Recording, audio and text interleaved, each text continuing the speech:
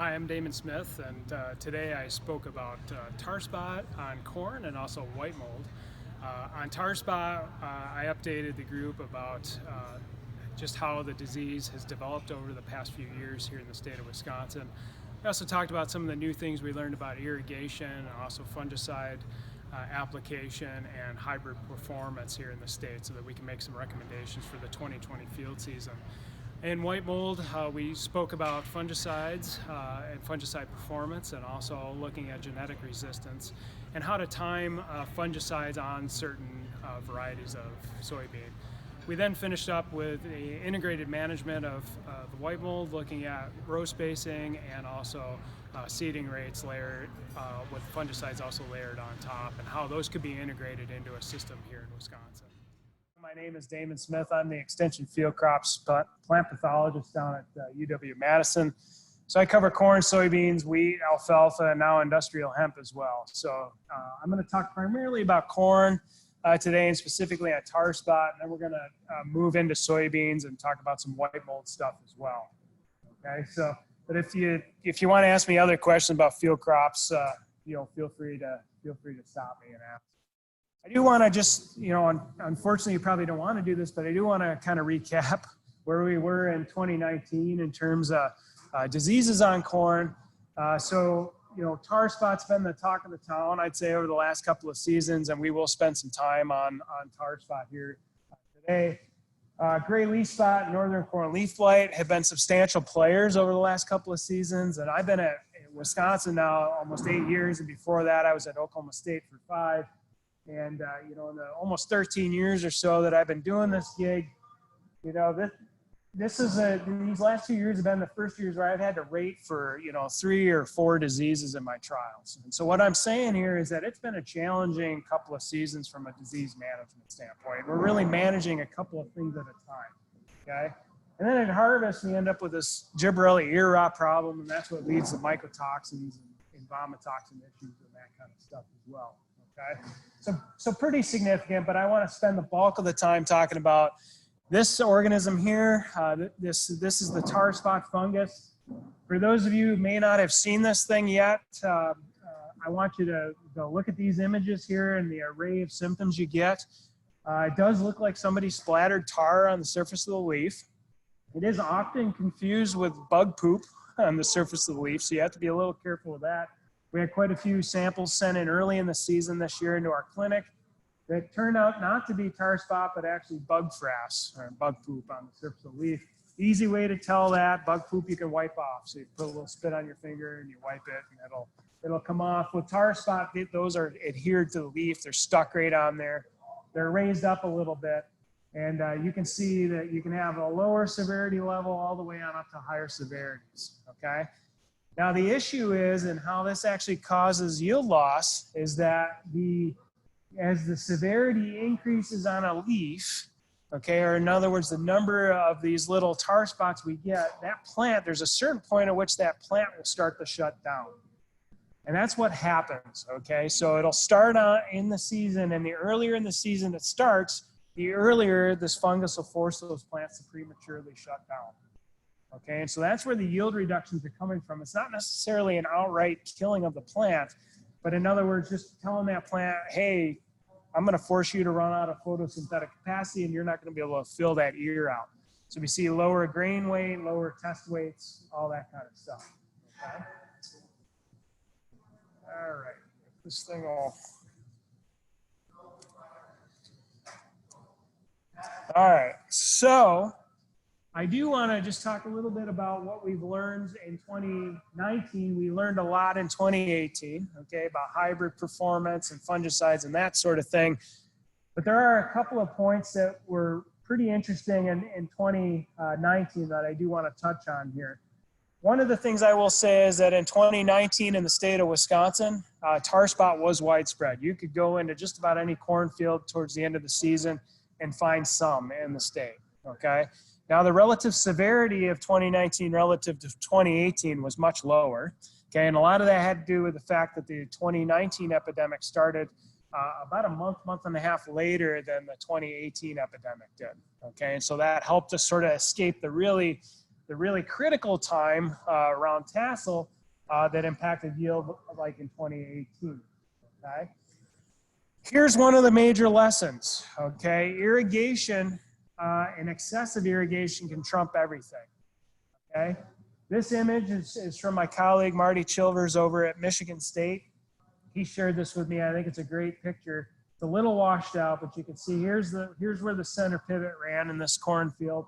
The whole field had been treated with headline amp right at white silk at R1, okay? And you can see that right where the irrigation system ran. Now the backstory here is that the well pump was not putting out the volume that the farmer needed, okay? Instead of pulling the pump and fixing it, he decided he would run frequent low volume irrigation events, okay? What happens if you run low volume frequent irrigation events in terms of the amount of leaf wetness? It's wet all the time. And you can see what happened here. This fungus loves water, okay? And I'm going to show you some weather information in a little bit, all related to how much water is in the atmosphere and gets rained down and irrigated on and that sort of thing. You can see the corners where that irrigation missed. There's still some tar spot in there, okay? But definitely not as significant as where that irrigation is. So you got to manage irrigation. Be careful there. Try to go as infrequently and as thoroughly as you can with those irrigation events. The other important piece we learned in 2019 is that the fungus can overwinter here in the upper Midwest, okay? What we did is we targeted fields that had heavy epidemics in 2018, okay? So we knew the fungus was there. We then solicited help from some of our colleagues in other states. So we have not only Wisconsin samples in here, but we've got Indiana, Illinois samples, Michigan samples in here. We had them go out, get residue after the snow came off this spring, okay? So that residue went all through the winter in those different locations, saw snow. The Wisconsin sample saw the really extreme cold we had last winter. We went in, brought that material back to our clinic or our lab, and then my technician went in and she spent about 3 or 4 months of going through all that material, forcing that material to basically eject its ascospores, so the little spores that move this fungus around, and then look at how many of those spores actually germinate. And the reason why we're interested in that is because if those spores germinated, that told us they were still alive, okay? So we did this at a 4-hour time point and a 24-hour time point. And a couple of numbers here, you'll see some of these samples, we were able to get, almost 4.5 million spores, 4.5 million spores out of some of those samples. But only about 2.5%, 2.8% specifically of those were actually still alive, okay? So there was some survival. Yes, some of those samples, it was pretty low. However, 2.5% of almost 4.5 million, it's still a lot of spores, okay? So the point here is we didn't find anything that was zero. We had big ranges, 2.5 to almost 25% survival down in Indiana, but it is capable of overwintering here, okay? So that residue that's out there does have some viable inoculum on it that can go through the winter here in Wisconsin, okay? Now, does that mean you should go out and moldboard plow everything in the state? No, that's not what I'm saying, okay? Because the other piece of this that we learned is that we can have a lot of new acreage that gets infected, okay? How does that happen? The spores can also move pretty good distances, okay? Here's the map from that's tracked this epidemic since 2015. So these deep red colors here, these are the first reports ever in the US from 2015. The more orange colors, this is from 2018, and then the yellow added in here is 2019. And so you can see it's been a kind of a radiating outward epidemic with a couple of states added in 2019. So now we've got Minnesota added, and actually Missouri is going to have a first report as well. Okay. One thing I want to mention, this area right in here, a lot of these are all new reports for 2019. A lot of those epidemics, they started in the top of the canopy. Okay, what's that mean? That means that those spores came in from outside those fields, moved in and rained down on the canopy of those plants. An infield infection will usually start from the lower part of the canopy and move up, because that's where the inoculum is on that residue. Okay, so this is another reason why I don't want you to go out and moldboard plow everything, because it's not going to cure the whole problem, because some of this inoculum can move some distance. How far, we're not exactly sure yet. We're trying to work on how, what distance can it actually move. Okay, but managing some of that residue may be able to push down some of that relative severity, or rotating in some of those fields that have had a long history of corn. Okay. Some other things we've learned, this is actually data from 2018 where we looked at the impact on hybrids. And so this data includes not only Wisconsin, but we have Michigan, Illinois, and Indiana in here. And we tried to bin these into more common relative maturities across these locations. I realize that some companies, relative maturities don't necessarily line up, but we did our best job we could of trying to get these into some relative measure here. So we have 92 to 106 day range here, 107 to 113 day range. What you're looking at across this axis here is the tar spot severity on the ear leaves, okay? The majority of the yield on a corn plant comes from that ear leaf. It's a very important leaf. And so if we measure disease impact on that ear leaf, that usually gives us a good indicator of what the impact is on yield, okay? And you can see it here. We do have a nice relationship. As that tar spot severity increases, we do get some reduction in yield. We can actually solve for this line that we draw through all these points here and actually determine what that average yield loss is. Okay, so for every 10% increase in tar spot severity, we lost about 4.8 bushels of grain yield in these earlier maturing varieties. Okay, and the later maturing stuff, it was almost twice that at about 8.2 bushels for every 10% increase. Okay, so it can be pretty significant. Remember in 2018, though, the epidemic across most of these locations started much earlier in the season than it did in 2019. So we didn't quite see the yield impact in 2019 that we saw in 2018. But in those years where the epidemic initiates near tassel, it can be pretty substantial. Okay. Now, knowing that hybrids, range in their relative susceptibility, and we know that no hybrid is absolutely immune, we get a lot of questions on fungicide and fungicide performance. Okay, should I spray and when should I spray and all that sort of stuff. We've got a couple of years of decent data now to show that fungicides do have some impact here. This is what I call my spray rodeo from 2019. This trial is a large trial. We did this down on the Arlington Prairie at the Arlington Research Station. We had 2 non-treated checks here, which I call out in the yellow right here. We took canopy temperature data at R3. We looked at tar spot severity at R5. We also have stalk rot and canopy greening scores here, because we know with tar spot, as that foliar level increases, it does impact stalk integrity and also canopy greening scores, and then of course yield over here in this column. The red box here is what I would call the A group. So this group was statistically better in terms of tar spot control versus the non-treated check. The orange box here, this is stuff that I would say is in the B group, somewhere in between. And then this other stuff really not different from the non-treated controls, okay?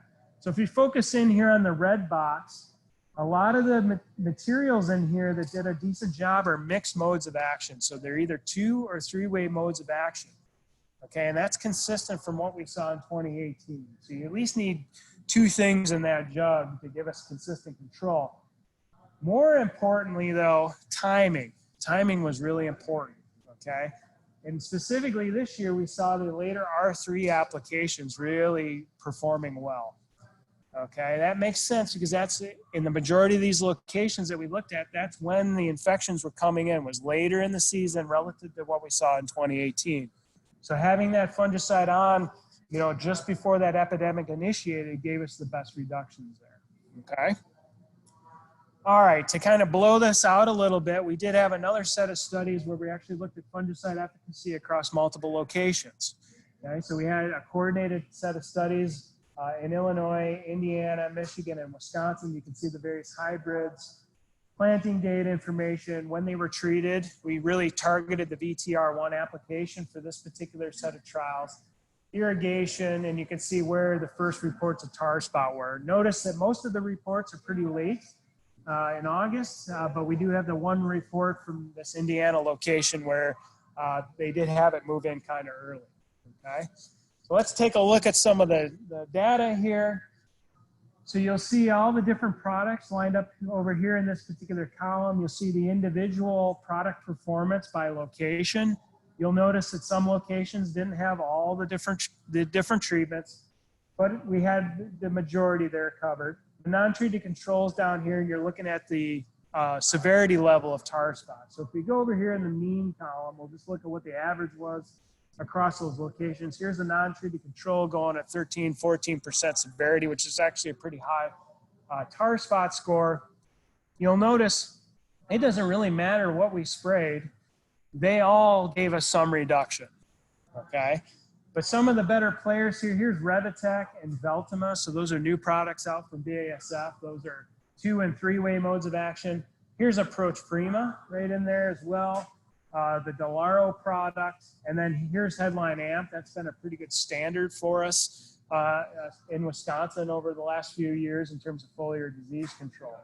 Okay, so some of those things gave us pretty decent reductions, but there are a lot of things that do well here. Okay. Fortunately, with tar spot, you know, product choice, if you get at least a 2-way mode of action in there, I think it's pretty consistent. It is a pretty easy thing to control. It really comes down to the timing, and I'll show you where timing played a role here in another study here in a second.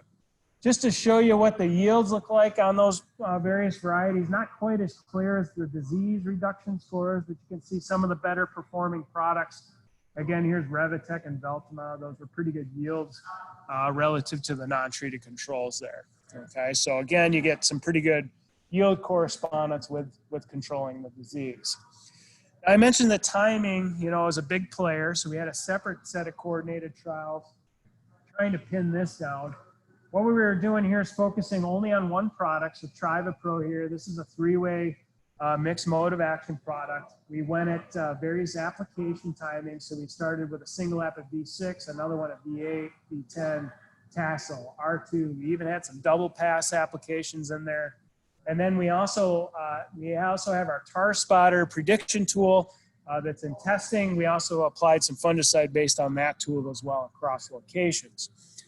I'll just show you the summary bar chart of the relative disease reaction across all the locations. So we had 6 locations here in this data set. This is the standardized disease reaction. So what you're doing here is you're going to compare everything against the non-treated control. Okay. Now you notice there's a whole bunch of those earlier applications there that did not give us statistically different reductions relative to the non-treated. Okay. The stuff that performed the best, that was tassel or R2 timings. Yes, the 2-app timing did okay here, but it's going to be the tassel that was carrying the load. You'll see the single V6 application didn't give us much of anything. And again, that's because the epidemic was shifted in time this year. It was much later in the season, so it makes sense that those later applications worked well this year. Okay, again, our tassel timing, even last year, our tassel timing, if you're just going to go at some single growth stage, that tassel timing still does hold up pretty well for us here in the state. I do think if you're not going to, if you know you're just going to go at tassel, I still like that timing the best. If you're going to pay attention to what the weather's doing and when the epidemic's moving, you know, then trying to target that a little more closely, you know, could help you out. And that was evidence here with those later applications. Yeah. So testing time. The testing kind of spreads out about a week? It can. Early to full tassel? You betcha. What stage of testing time, or just kind of Yep. in the middle of it? Excellent question. So we've run things ranging from tassel all the way to brown silk. We like to tell people to look at tassel because you actually have some flexibility all the way through to about brown silk. Okay, so actually we're laying off being real strict right at tassel. You do have some time there when it comes to foliar disease control.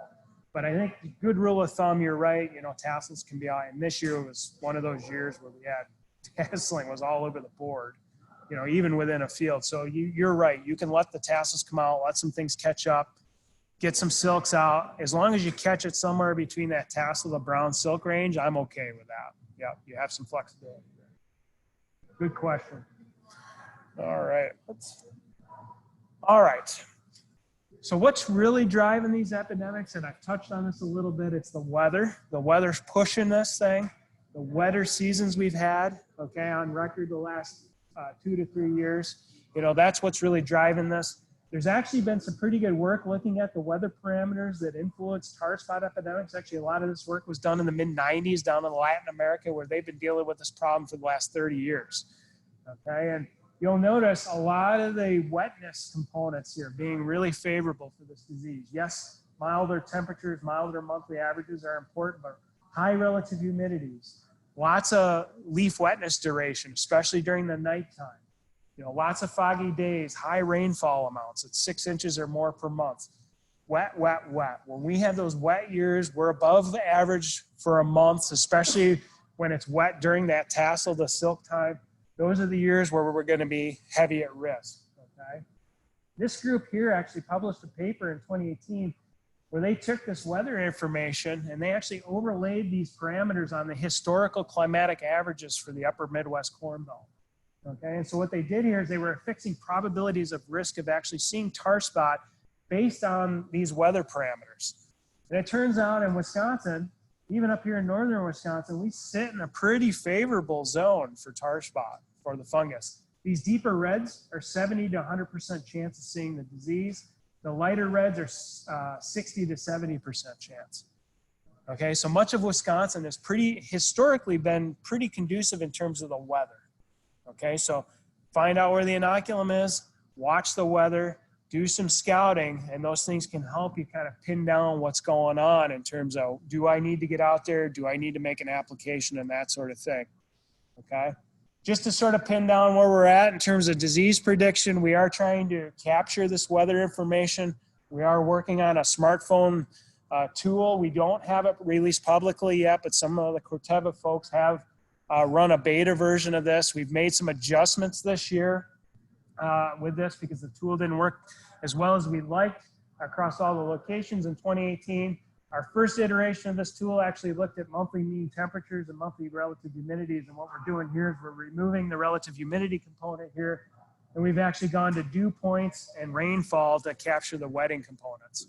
Some other things that we're adding to the tool, we're going to actually be able to capture the irrigation parameters. So if you're an irrigator, you know what you're putting out, you can add that into the tool. That'll actually add it to the rainfall component of this model. We're also going to be accounting for fungicide applications going out and hopefully start to capture some of this weather information that's driving these epidemics to give you a little better heads up, okay?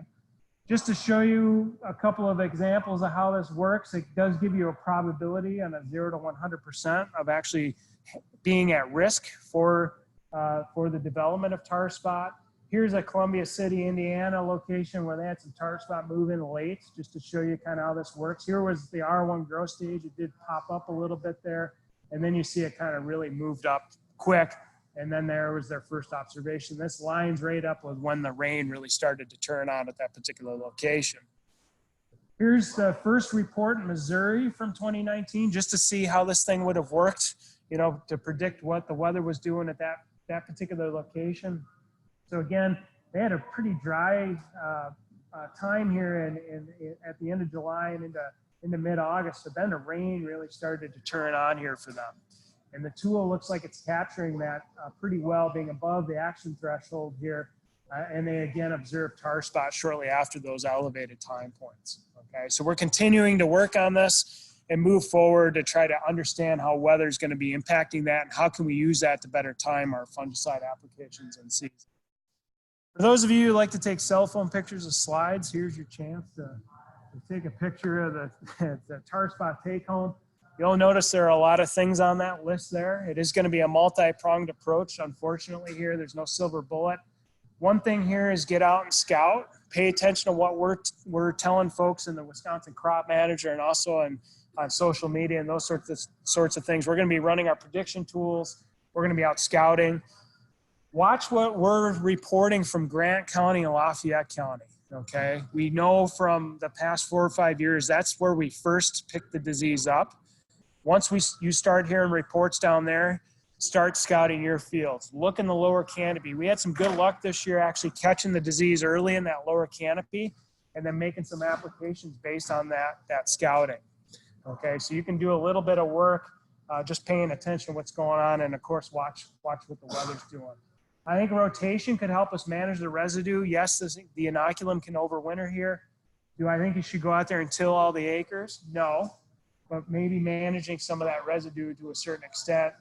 Spend some time studying those hybrids. We do know resistance, can vary across those brands. Product is important. I think a two-way or a three-way mode of action. I don't really care which one of those it is. They all seem to have decent efficacy. You just have to either have 2 or 3 modes of action in the jug. And I talked a lot about how the timing is really important there. And then continue to just pay attention to what's going on in our reports, okay? All right, before I switch gears into soybeans, does anybody have any questions on tar spot and corn? Yeah. Yeah, a couple questions on your experiment there. You introduced the tar spot pathogen trial there. Nope. So the question is did we introduce the pathogen to make sure it's there? No, we actually went into those were research locations where we had a history from 2018. So we knew, and they were all corn on corn locations, so there was residue there. But we knew it was there from last year. I didn't quite see how many extra bushel you got on the site. Was there any other diseases present that fungicide can have much difference just with the tar spot? Yeah, excellent question. So the spray rodeo I showed you did not have any other foliar diseases. We had some other hybrids in the surrounding research fields that did get some northern and gray, and exactly right. If you have other diseases move in, they are also impacted. So I think where you're heading is, okay, how do these fungicides take care of like 2 or 3 problems that are showing up? And it turns out with northern and gray, most of the same products that are pretty good on tar have shown pretty good efficacy there as well. So again, what we're looking at, if I had time today, I could show you another set of data that we looked at in 2019, where we actually lumped all these foliar diseases into a big analysis. They all do a pretty good job on all those diseases. Again, it's going to be the 2, 3-way, more modern fungicides, and unfortunately the more expensive products there, but they all seem to have some effect. Yeah. Does it make a difference if you combine or not field for carryover? In terms of residue management? Yeah, so the question over here is does it make a difference if you combine the field for grain, or maybe chop it off, or maybe pick some of that residue up for feed or fodder? Any way you can reduce the relative level of surface inoculum will help bring that down. Now it's going to solve it 100%? No, but it does bring the relative severity down. So you're exactly right. The more residue, the more survival structures. So it's a game of numbers. So it could help some. Now we did have an interesting picture. Somebody harvested some stalks out in Iowa and moved into another county. And that brings a whole new added interesting scenario in terms of spreading this thing around. So do be aware if you're moving big bales around. That is a possible way of transporting an object as well. Yeah. The spray method of spraying for tar spot, is it best like aerially or over the top? Or because I think we have one applicator that has a ground rig, and they actually have spray nozzles that will spray at ear height also to spray the silk. Yep.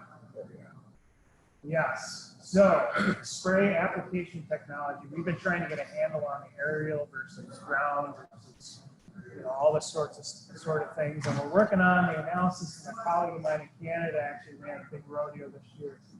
I think everybody's on the same page that ground applications probably going to give you the best coverage.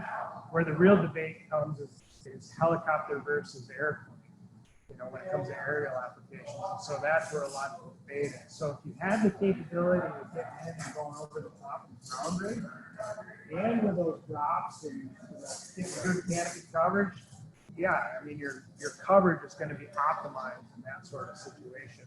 Because you're told that the spores are, floating in from the atmosphere, just over the top is sufficient, and it's going to protect the leaves that the spores are going to be landing on. Yeah, I mean, you can have top down and bottom up. the bottom leaves of the corn canopy aren't giving you much return on yield.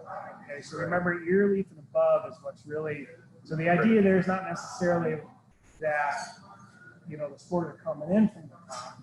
It's that you're protecting where the major machinery that's putting yield on your ear. Yeah. So having that upper third of the canopy it's the really important part. But ground application is going to give you the best coverage in general. Well, these area guys do a pretty good job now. They do. We actually did some spray card stuff, and it is interesting. You do get spray down in the lower part of the canopy. Now it's, you know, relative to a ground rig, how much is that? But you can pick up spray down there. This water, Yeah. You only use a 25% drop of the water ground. Yeah, a lot of them are at the minimum, which is 2 gallons an acre. Yeah. All right, I'm going to quickly shift gears here, and we're going to move into white mold here a little bit. Talk about some of that. I do know the epidemic was pretty substantial up in this territory again this year. I probably don't need to give you the life cycle of white mold. You probably are all painfully familiar here. What I do want to just reiterate, though, is that this bloom time, and I'm going to show you some data to back this up here, this bloom time is really the time to maximize your fungicide applications. We continue to get questions about spraying when you see the disease down here, and you're not going to optimize the expense that you're going to put into that fungicide application. And it all has to do with the fact that, you know, the majority of the infections in soybean happen through the flower. Okay, so we've got that little rat turd in the soil. It's giving rise to that little mushroom. That's all well timed to when canopy closes and those blooms are out, and it's forcibly ejecting those spores onto the petioles of those flowers. Okay, so in years where bloom time gets pushed wider, okay, 2018 was one of those years, okay, where we were cool and bloom time hung around. Our window is a lot wider, okay. If we're pushing relative maturities in a particular location, going a little longer than maybe you should in a particular location, that pushes bloom as well. If you're using a shorter maturity group bean, and your bloom time will actually get compressed down a little bit, you know, that'll actually shorten the window. So keep that in mind. You know, there's some variables here that also impact this window of opportunity for the fungus, okay? But be aware that the majority of the infections are happening during that time. We get a lot of questions about, is there really truly genetic resistance out there? Okay, there is some, okay, but remember it's partial. Okay, so nothing is immune. Okay, every variety that we've ever looked at can get infected. It's just at how much, and does that variety actually fight the infection actively? Okay, so there's this idea out there that there's field tolerance. Okay, and field tolerance is different from true genetic resistance, in my opinion. That field tolerance can be, say, avoidance.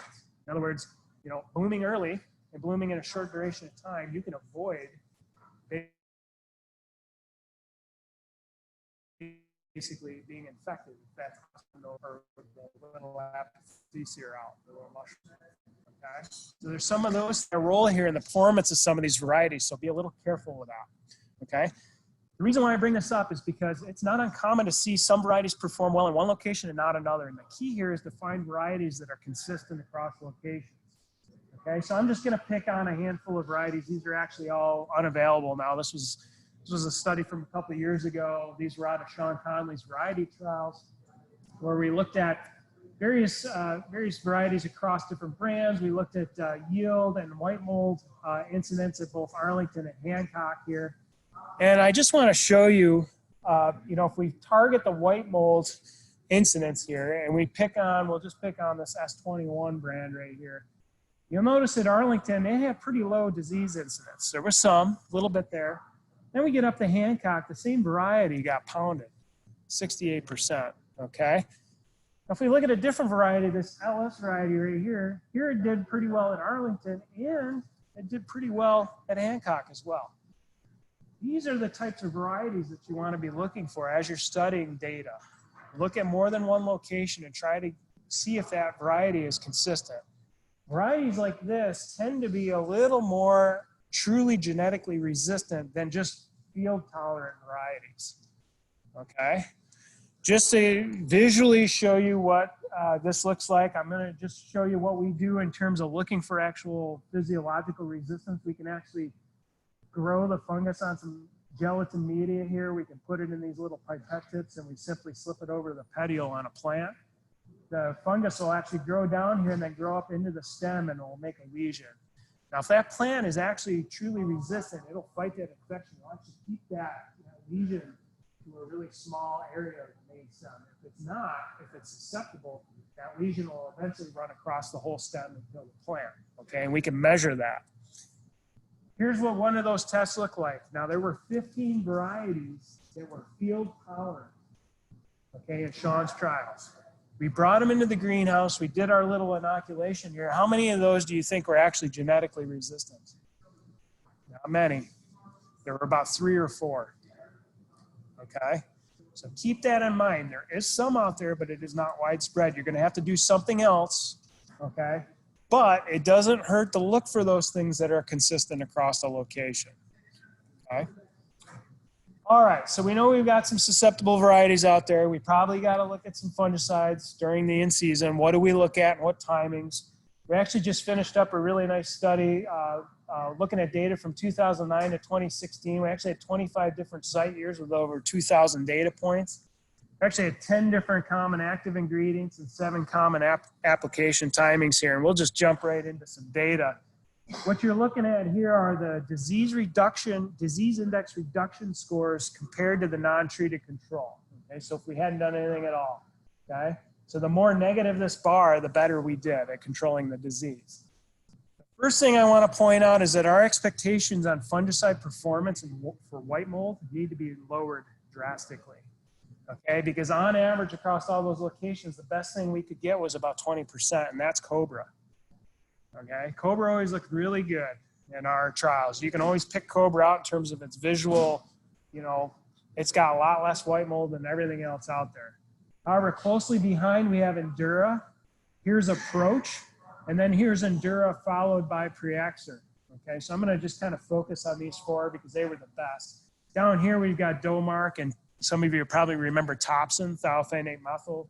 That was one of the first ones we had against white mold. Okay. So 20% reductions there.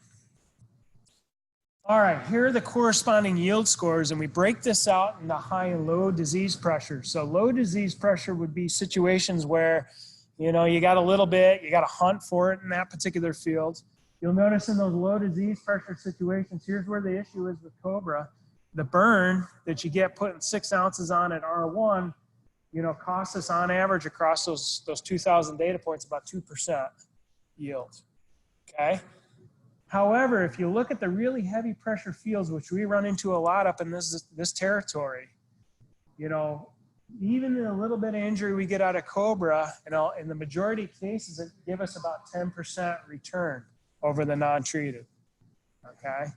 So white mold can, you know, the damage white mold causes can outweigh the damage that you get out of Cobra. The key here is that you got to be a little careful where you're going to use Cobra. You got to be a little bit selective there if your goal there is white mold management. In the low disease pressure situation, you see all the fungicides, the traditional fungicides here give us a pretty good reduction, actually statistically not different from each other. And so it really comes down to the economics and the price of that product and what works out and pencils out. You'll see when you get into higher disease pressure, you know, we tend to get a little better efficacy out of those main players that we know have had decent luck. In terms of timing, here we're looking at disease index reduction scores again. You can see the maximal efficacy is achieved right during the bloom period with the 2 pass applications. If you come in at R1 plus R2 or R1 plus R3, you really maximize the protection across the bloom period. So it makes some sense, okay? But can you afford to go with that product across those 2 locations? Okay, that's the question. You'll see some of the single application products here, single application timing's doing pretty good. Again, these are going to be mostly Approach and Endura, Proline, and those sorts of things. Going too early, V5, you don't maximize it. You do get some reduction. Going a little too late at R5, a little bit of reduction there, but again, not as good as if you went during that bloom time. Okay. In terms of the economics, we've tried to get at this a little bit as well with an ag economist. What we looked at here is looking at disease severity index score. So basically you're looking at low pressure fields to high pressure fields here, and then the probability of breaking even. And one thing I want to point out is some of those cheaper, less efficacious products a lot of times will give us a little higher return on investment. So it comes down to pricing and trying to get the cheaper price on some of the more efficacious products. To help with some of the economics here, we do have this app, the Spore Buster app here. This is a calculator app to help you kind of work out, you know, what might fit my farm operation. You can actually put the expected price of your price for sale of your beans in here, what your expected yield is. You can tell us what the historical disease pressure has been, and then you can even adjust the treatment costs. You know, if you call the co-op and you know what it's going to cost you for that various treatment, put that cost in there, and then this thing will auto calculate what the break-even probability would be for those various treatments. So this is a way we know that not one size fits all, and you're going to have to sort of tailor, you know, certain treatments to certain fields based on, you know, historical yield data and what you can really afford to do. Just to kind of wind down here, I do want to mention we have another app, Sporecaster, which is our prediction tool. Because timing is so important, we developed this tool based on quite a bit of research. Actually, there's 3 research papers that underlie the framework here. We have been downloaded 3,500 times, and during the heat of the season in 2019, which was the month of July, we had 6,800 forecasts per season out of our app. Just to show you what this looks like, we worked with some folks in here on some strips up in Marathon County. This stuff was in 2017, where we looked at the approach products. So a non-treated fungicide strip, and then the traditional 2-pass R1 to R3 app here, and you can see the relative disease incidence scores. So my crew did all the rating in here, and then they pulled the yield off, and you can see 56 bushels here versus 41 bushels in the non-treated strip. Here's a single application of approach at R1 and a single application at R3. And one thing we see with our app is, you know, in a lot of fields, you know you're going to spray, okay? And it really comes down to when. And the other thing that the Sporecaster app can do is not only tell you whether you should spray or not, but it can help you optimize the timing.